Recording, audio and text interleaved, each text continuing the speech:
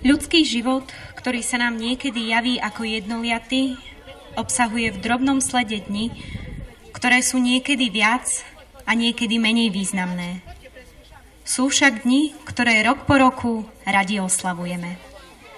Určite mi dáte za pravdu, že k takýmto krásnym a šťastným dňom patria narodeniny. Vážené dámy, vážení páni, milí priatelia, dovolte mi, aby som vás v dnešné krásne popoludnie privítala na oslave. Áno, dnešný deň je oslavou a nie hodzakou. Dnešný deň bude oslavou Zalužíc, ktoré oslávia svoje 763. narodeniny. Vítajte na podujatí pod názvom Dni obce. Tak ako všetko, tak aj Zalužice majú svoj príbeh. Príbeh času, z ktorého sa vykryštalizovali. Prenesme sa preto na pár minút do minulosti a slovami si pripomeňme ich vznik. V oblasti pod Vyhorlatom, ktoré sa niekedy volalo Blatá, si ľudia hľadali svoj domov a postupne sa usadzovali. Daná oblasť bola intenzívne vyhľadávaná už od najstarších pravekých dôb. Postupne sa však z dejinného temna začalo vynárať svetlo spojené s rokom 1249, kedy sa obec v dobových prameňoch spomína ako Zalaška, Zaluška.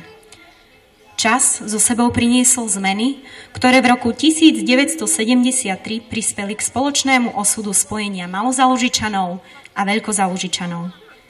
Príbeh obce sa tu však nekončí a jeho pokračovanie sa tvorí dodnes. Dnes však dozrel čas, aby sme si zároveň pripomenuli a poďakovali sa našim predkom za to, že tu vlastne môžeme dnes stáť. Tento úvod však nebude patriť len mne.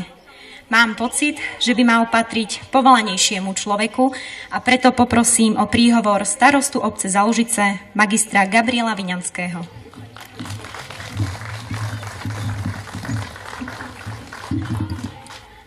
Milí hostia, vážení spoluobčania, som rád, že ste prišli na tieto slávnosti, ktoré organizujeme pri príležitosti 763. výročia prvej písomnej zmienky o našej obci. Som presvedčený, že aj keď máme tak bohatú históriu, predsa len oveľa viac nás zaujíma prítomnosť. Na minulosti sa nedá už nič meniť, ale súčasnosť si tvoríme my sami. A práve na súčasnosť myslím si, že môžeme byť tu v obci právom hrdí. Za posledné 2 roky sa nám toho podarilo urobiť pre Zalužice aj vďaka mnohým z vás veľmi veľa. A tak, ako patrí k životu práca, patrí k životu aj kultúra, zábava a stretávanie sa ľudí. Verím, že dnešná akcia bude pre vás príjemne stráveným časom a že položíme základy takéhoto stretávania sa aj v budúcnosti. Ďakujem všetkým tým, ktorí toto podujatie pripravovali, či už po stránke materiálnej, alebo sa podieľali na jeho kultúrnej časti, ktorú o malú chvíľu uvidíte. Nechcem teraz zbytočne naťahovať čas, lebo ten je síce dnes krásny, ale veľmi krásny. Ale tých 37 či 36 stupňov je asi ťaživých tak pre vás, ako aj pre tie deti, ktoré už chcú vystupovať. Takže ešte raz príjemnú zábavu.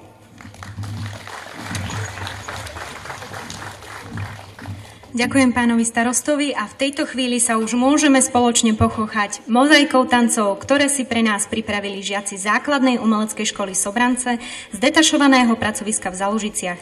Svoje spevy a hovorené slovo nám dnes predstavia žiaci základnej školy s materskou školou v Zalužiciach. Vystúpia tiež víťazi speváckej súťaže Ej Zalužický Poľo a v neposlednom rade sa nám predstaví inžinier Štefan Barančík, ktorý spolu s krásnymi koníkmi, spevom, hrou na gitare vystupuje pod menom Čiko. Na začiatku však otvoríme pomyselné dvere do moderného sveta, ktorý bude sprevádzaný usilovnými mravčekmi. Žiaci nám predstavia aj country tanec či locking. Ocitneme sa aj v tanečnom boji zvanom battle. A môžete sa tešiť aj na malého Mirka z Uragánu. Ale dosť bolo slov, váš veľký potlesk patrí našim najmenším mravčekom.